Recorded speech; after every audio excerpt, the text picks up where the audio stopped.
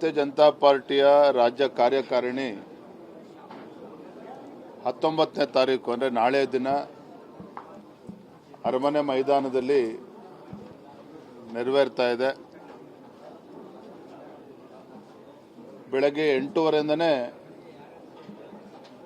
ರಾಜ್ಯದ ಮೂಲೆ ಮೂಲೆಗಳಿಂದ ನಮ್ಮ ಪ್ರತಿನಿಧಿಗಳು ಆಗಮಿಸ್ತಾರೆ. ಬೆಳಗ್ಗೆ 9:45ಗೆ ಸರಿಯಾಗಿ ಧ್ವಜಾರೋಹಣವು ಕೂಡ ನೆರವೇರ್ತದೆ. ಈ ಒಂದು ಕಾರ್ಯಕಾರಿಣಿಯ ಉದ್ಘಾಟನೆ ನಮ್ಮ ಕೇಂದ್ರ ಸಚಿವರಾಗಿರುವಂತಹ ಗೌರವಾನ್ವಿತ ಗಜೇಂದ್ರ ಸಿಂಗ್ ಶೇಖಾವತ್ರವರು ಕಾರ್ಯಕಾರಿಣಿಯ ಉದ್ಘಾಟನೆಯನ್ನು ನೆರವೇರಿಸಲಿದ್ದಾರೆ.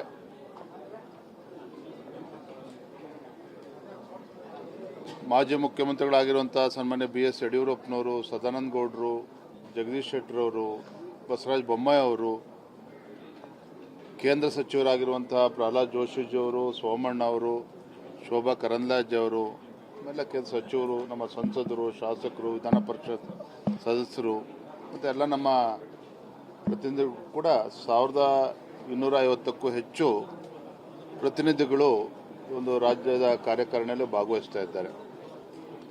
ವಿಶೇಷತೆ ಏನಪ್ಪ ಅಂತ ಹೇಳಿದ್ರೆ,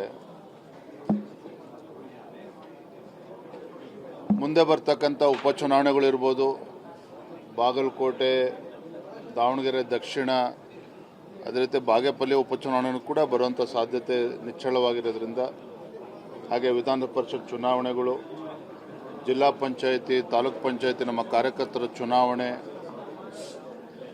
GBA ಗ್ರೇಟರ್ ಬೆಂಗಳೂರು ಅಥಾರಿಟಿ ಚುನಾವಣೆಗಳು, ಬಹುಶಃ ಮುಂದಿನ 6 ತಿಂಗಳುಗಳು ಚುನಾವಣಾ ಪರ್ವ ಅಂತಲೇ ಹೇಳ್ಬೋದು. ಈ ನಿಟ್ಟಿನಲ್ಲಿ ಸಂಘಟನೆಯನ್ನು ಯಾವ ರೀತಿ ಸಜ್ಜುಗೊಳಿಸಬೇಕು ಎಲ್ಲದರ ಬಗ್ಗೆನೂ ಕೂಡ ಸಮಗ್ರವಾಗಿ ಚರ್ಚೆ ಮಾಡ್ತೇವೆ. ಈಗಾಗಲೇ ಕಾಂಗ್ರೆಸ್ ಸರ್ಕಾರ ಬಂದು ಬಹುತೇಕ 3 ವರ್ಷಗಳು ತುಂಬ್ತಾ ಇದೆ. ಸದ್ಯದರಲ್ಲೇ ರಾಜ್ಯ ಕಾಂಗ್ರೆಸ್ ಸರ್ಕಾರದ ವೈಫಲ್ಯತೆಗಳು ಜನ ಅಂತೂ ಬೇಸತ್ತೋಗಿದ್ದಾರೆ. ಇಂಥ ಭ್ರಷ್ಟ, ಬಡವರ ವಿರೋಧಿ, ರೈತ ವಿರೋಧಿ, ಯುವಕರ ವಿರೋಧಿ, ಯುವಜನತೆ ವಿರೋಧಿ ಕಾಂಗ್ರೆಸ್ ಸರ್ಕಾರವನ್ನು ಬುಡ ಸಮೇತ ಕಿತ್ತಾಕುವಂಥ ನಿಟ್ಟಿನಲ್ಲಿ ಬಹಳ ಗಂಭೀರವಾಗಿ ಚರ್ಚೆಗಳು ಕೂಡ ನಡೀತದೆ. ಕೆಲವು ನಿರ್ಣಯಗಳನ್ನು ಕೂಡ ನಾಳೆ ನಾವು ತೆಗೆದುಕೊಳ್ಳಿರಿದ್ದೇವೆ. ಮತ್ತೊಂದು ವಿಶೇಷತೆ ಏನಪ್ಪ ಅಂತ ಹೇಳಿದ್ರೆ, ಈ ನಾಡಿನ ರೈತ ನಾಯಕರು, ಮಾಜಿ ಮುಖ್ಯಮಂತ್ರಿಗಳು, ಹೋರಾಟಗಾರರಾಗಿರುವಂಥ ಸನ್ಮಾನ್ಯ BS ಯಡಿಯೂರಪ್ಪನವರು ಅವರು ಸಾರ್ವಜನಿಕ ಜೀವನದ 50 ವರ್ಷಗಳನ್ನು ಪೂರೈಸಿದ್ದಾರೆ. ಅಂದರೆ ಜನಸಂಘ ಕಾಲದಿಂದ ಅವರು ಮಂಡ್ಯದಿಂದ ಶಿಕಾರಿಪುರಕ್ಕೆ ಹೋದ ನಂತರದಲ್ಲಿ, ಆ ಜನಸಂಘ ಕಾಲದಿಂದಲೂ ಸಹ ಇಲ್ಲಿಯವರೆಗೆ ಈ ರಾಜ್ಯಕ್ಕೆ ಕೊಟ್ಟಿರ್ತಕ್ಕಂಥ ಅವರ ಸೇವೆ ಮತ್ತು ಸಂಘಟನೆಗೆ ಅವರು ಭಾರತೀಯ ಜನತಾ ಪಾರ್ಟಿ ನಗರಕ್ಕೆ ಸೀಮಿತ ಆಗಿರ್ತಕ್ಕಂಥ ಪಕ್ಷವನ್ನು ಹಳ್ಳಿಗೆ ತೆಗೆದುಕೊಂಡು ಹೋಗ್ತಕ್ಕಂಥ ನಿಟ್ಟಿನಲ್ಲಿ ಯಶಸ್ವಿಯಾಗಿದ್ದಾರೆ. ಇವೆಲ್ಲವನ್ನು ಕೂಡ ಪರಿಗಣಿಸಿ ಸನ್ಮಾನ್ಯ BS ಯಡಿಯೂರಪ್ಪನವರಿಗೆ ನಾಳೆ ಎಲ್ಲ ಹಿರಿಯರ ಸಮ್ಮುಖದಲ್ಲಿ ಒಂದು ಅಭಿನಂದನಾ ಕಾರ್ಯಕ್ರಮ ಕೂಡ ನೆರವೇರಲಿದೆ. ಯಡಿಯೂರಪ್ಪನವರು ಅಂತೇಳಿದರೆ ರಾಜ್ಯದಲ್ಲಿರ್ತಕ್ಕಂಥ ಪ್ರತಿಯೊಬ್ಬ ಕಾರ್ಯಕರ್ತರಿಗೂ ಕೂಡ ಪ್ರೇರಣೆ. ಸನ್ಮಾನ್ಯ BS ಯಡಿಯೂರಪ್ಪನವರು, ಅನಂತಕುಮಾರ್ ಅವರು, VS ಆಚಾರ್ಯ ಅವರು, ತಂಗಾ ಅವರು, ಕರ್ಕಿ ಅವರು, ಶಂಕರಮೂರ್ತಿಗಳು, ಅನೇಕ ಹಿರಿಯರ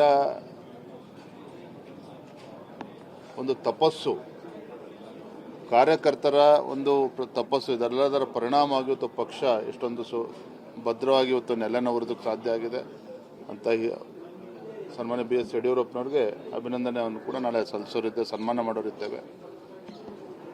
ವಿಶೇಷವಾಗಿ ಮುಂದಿನ ಕೆಲವು ನಾವು ಸಂಘಟನೆ ಯಾವ ರೀತಿ ತೆಗೆದುಕೊಂಡು ಹೋಗಬೇಕು ಎಲ್ಲ ವಿಚಾರಗಳನ್ನು ಕೂಡ ನಾಳೆ ಕಾರ್ಯಕಾರಿಣಿಯಲ್ಲಿ ಸಮಗ್ರ ಚರ್ಚೆ